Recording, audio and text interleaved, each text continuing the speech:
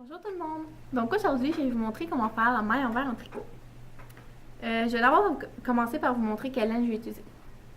Donc aujourd'hui, je vais utiliser de la laine quand même assez épaisse pour que vous puissiez bien voir sur mes baguettes comment on fait la maille envers. Je vais d'ailleurs aussi utiliser des baguettes de 5 mm en bois.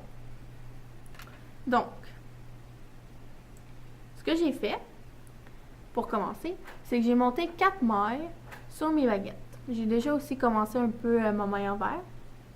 Donc j'ai monté 4 mailles. Si vous ne savez pas comment faire, vous pouvez aller voir sur internet, écrire maille envers. Puis c'est sûr que vous allez trouver plein d'explications en vidéo ou juste en écrit pour savoir comment faire. Donc moi je ne vais pas vous le montrer parce que je considère que vous devriez le savoir avant de commencer la maille envers. Donc on va commencer. Donc, me revoici dans un meilleur angle. Donc, comme je vous ai dit tantôt, vous allez monter 4 mailles sur une de vos baguettes. Après avoir monté vos 4 mailles, vous allez prendre la baguette où est-ce qu'ils sont montés et vous allez la prendre dans la main gauche, comme ceci. Ensuite, avec la deuxième baguette, cette baguette-ci, donc la baguette de droite, va être votre baguette de travail. Donc, c'est elle qui va tout faire l'arrangement. Donc, pour commencer, ce que vous allez faire avec votre baguette de travail, vous allez rentrer dans la première maille. Donc, comme ceci. Rentrez comme ça. Bon, vous la sortez un petit peu plus pour avoir plus de jus. Ensuite, vous allez prendre la corde qui est reliée à la pelote et l'entourer autour de la baguette de travail, donc la baguette de droite, comme ceci. Ensuite, ce que vous voulez faire, c'est créer une nouvelle maille. Donc, comme vous venez de rentrer dans une des mailles qui est sur la baguette de gauche, vous voulez sortir de celle-là pour en créer une nouvelle sur la droite. Donc, on va sortir notre baguette. Mais si on sortait toutes d'un coup, on n'en créerait pas une. Donc, on va repasser dans la maille, comme ceci. Donc, on va remonter. On vient de créer une maille.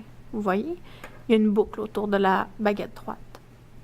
Et il y a toujours l'ancienne maille sur la baguette de gauche. Donc, vous allez la sortir, comme ceci. Maintenant, vous venez de créer une maille sur votre baguette droite. Et l'ancienne, elle n'existe plus. Elle n'est plus là. Donc, on refait la même chose avec la deuxième maille. Donc, on rentre. On se donne du jus. Donc, on rentre un petit peu plus loin. On prend la corde qui est reliée à la pelote. On l'entoure autour de la baguette droite. On sort, mais pas tout au complet.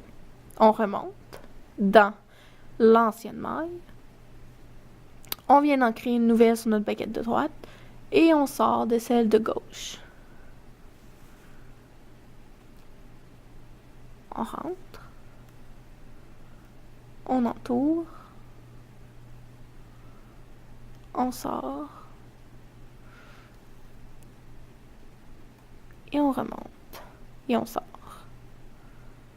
On rentre. On sort, on remonte, on sort. Et voilà. Donc, vous faites ça jusqu'à temps que vous ayez la technique en bonne et due forme. Donc, vous allez voir, ça va créer des espèces de petites vagues comme ceci. Donc, ça, c'est la maille envers.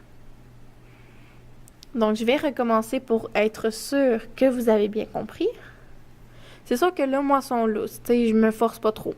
C'est sûr que vous, quand vous allez devenir des experts ou des expertes, vous allez voir vos mailles, vous allez plus pouvoir les serrer et ça va faire des belles vagues et ça va être super beau. Donc, on rentre.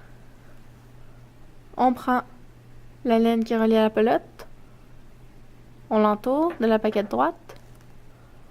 On sort un petit peu. On remonte. Oups, excusez-moi, on remonte. Et on sort.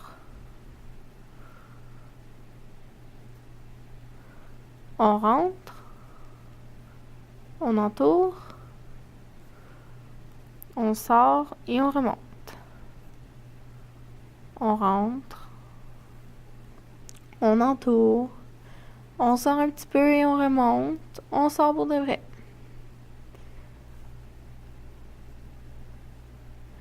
Et voilà. C'est comme ça qu'on fait la maille en vert.